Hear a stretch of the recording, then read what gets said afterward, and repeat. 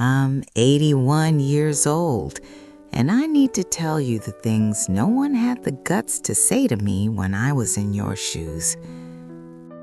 For almost my entire life, I bought into the lie that being a good woman meant being convenient. I thought my job was to be the ultimate shock absorber for everyone else. My husband, my kids, the PTA, my bosses, my parents. I genuinely believed that's what love was.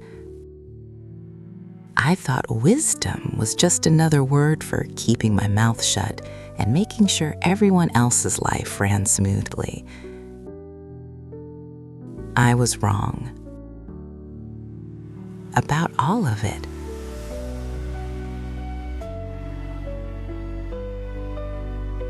I burned 65 years trying to be the perfect suburban wife, the tireless mother, the dutiful daughter, and the employee who never complained about overtime. And my reward? Bone-deep exhaustion, a quiet, bitter resentment, and a life that felt like it belonged to a ghost. 10 years ago, the script finally ended. My husband passed away after 45 years of marriage. He was just gone. And for the first time in my adult life, I was standing in a house that was completely silent. It terrified me. Not just because I missed him, but because of a much darker realization. I didn't have a clue who I was without someone to serve. I had spent decades being Mrs. Miller, Mom, and Grandma. I lived inside those titles, but I never actually lived in my own skin. Who was the woman underneath the roles? What did I want to eat for dinner? What made me laugh when no one else was in the room? I couldn't answer. That void was more haunting than the grief. Let's go back. It's 1965. I'm 20 years old, a different world. Back then, finding yourself wasn't a concept for girls like me. You didn't find yourself, you gave yourself away. I wasn't even sure I wanted to get married yet, but my mother looked me in the eye and said, "He's got a steady job at the firm, he's a good provider, and he doesn't have a wandering eye. What more do you need? Love comes later, the family comes first." So I said I do. He was a decent man, a provider, and I became the keeper of the American dream. I worked 40 hours a week at the office, then came home to a second shift of pot roasts, laundry, and vacuuming. I spent my nights helping with science fair projects and steam pressing his suits for Monday morning. I bit my tongue when I wanted to scream. I wore a plastic smile so I wouldn't bring the house down. The worst part? I didn't even realize I was miserable. I had the house, the station wagon, the picket fence, but there was this itch in my soul that wouldn't go away. When I was 37, I brought up the idea of going back to school to finish my degree in art history. I loved those books. But he just looked at me and said, "Honey, the kids are in middle school. The mortgage is high enough, and you're already spread so thin. Maybe later, okay?" So I waited.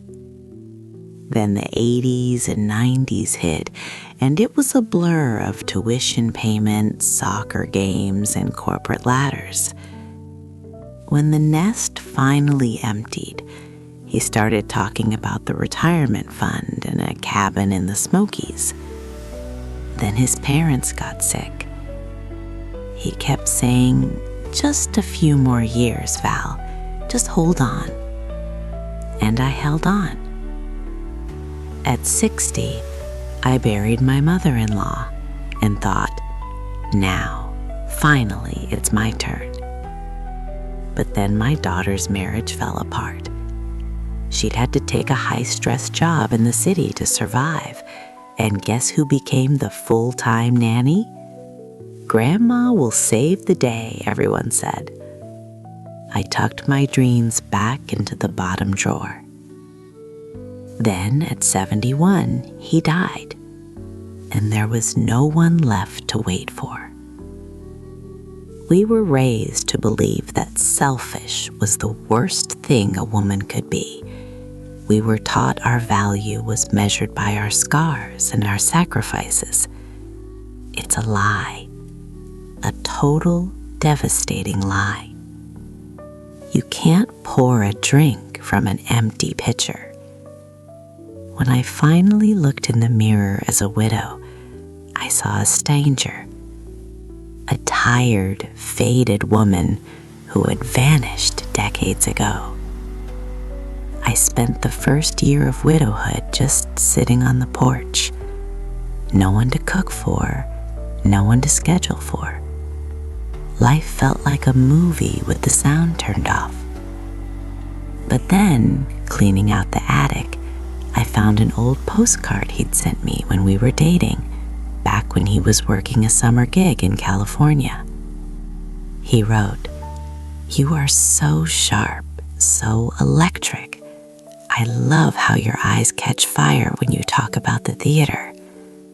I sat on that dusty floor and cried until I couldn't breathe. I realized I had strangled that electric girl myself, one casserole and one compromise at a time. At 72, I finally said no more. I enrolled in a community college course. I got my own library card. I started going to the city galleries, not for the grandkids, but for me. I was the oldest person in the room, and for the first time in 50 years, I was actually breathing. I started traveling. Small solo trips at first, then longer ones. I learned to say no, and it felt like a superpower. My son would call, "Mom, we need you to watch the kids this weekend." And I'd say, "I'm sorry, honey, I'm going to a gallery opening in New York." My friends would ask for help with the church bake sale, and I'd say, "No, thank you. I'm staying in to finish my book." And you know what? The sky didn't fall. My family pouted for a week, and then they adapted. It felt like I had finally cut the strings of a lead parachute. I am 81 now, and I finally met myself.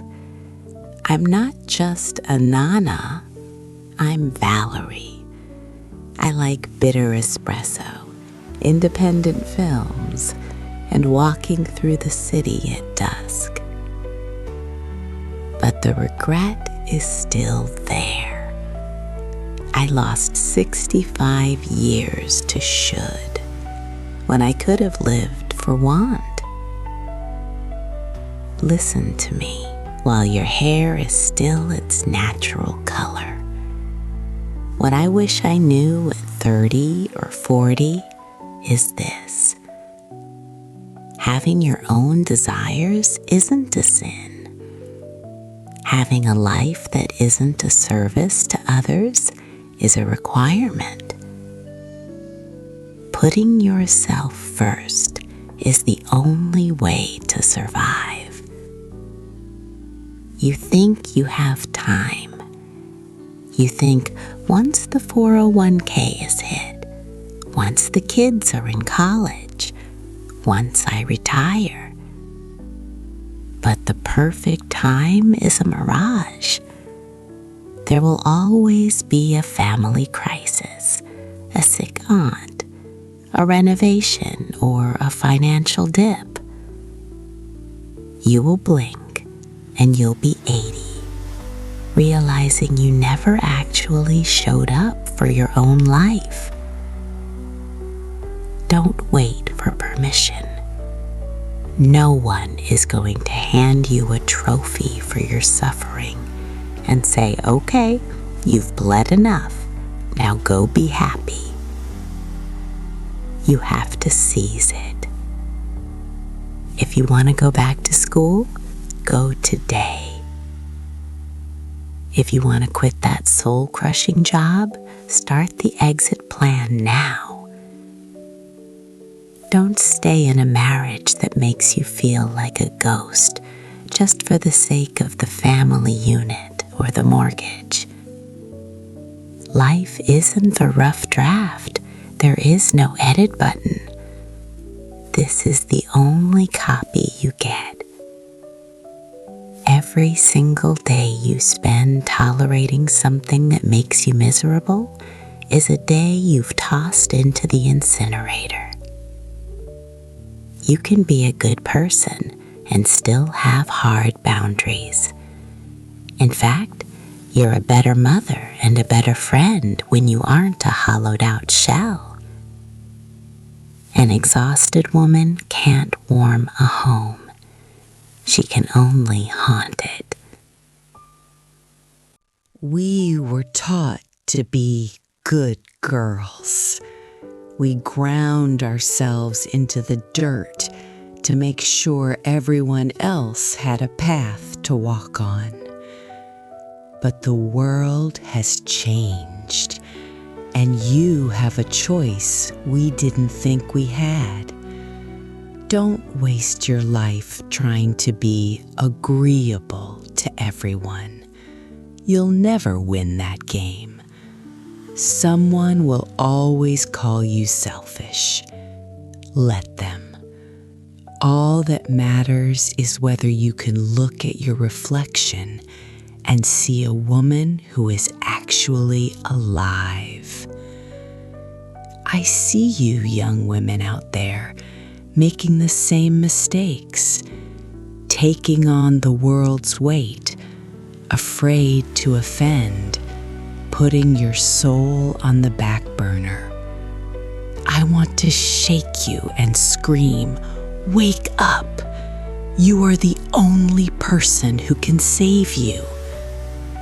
It took me 72 years to give myself permission to exist. Don't wait that long. Your future self is begging you to start now. I am 81.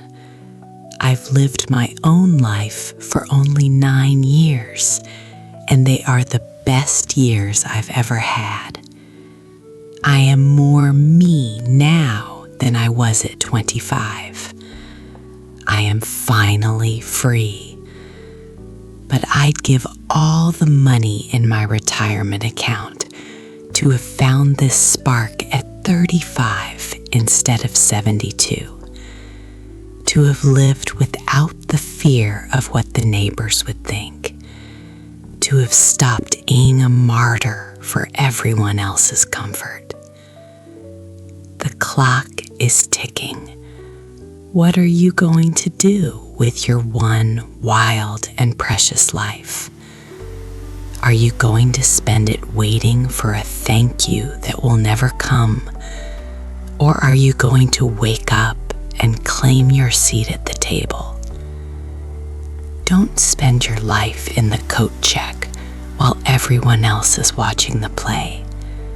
The curtain is up. If this resonates with you, tell another woman. Tell the one who's drowning. Tell the one who's forgotten her own name. Your permission to live is officially granted. Go, live. I am hugging every one of you. Don't be afraid. Take care of that beautiful, singular life of yours. Goodbye.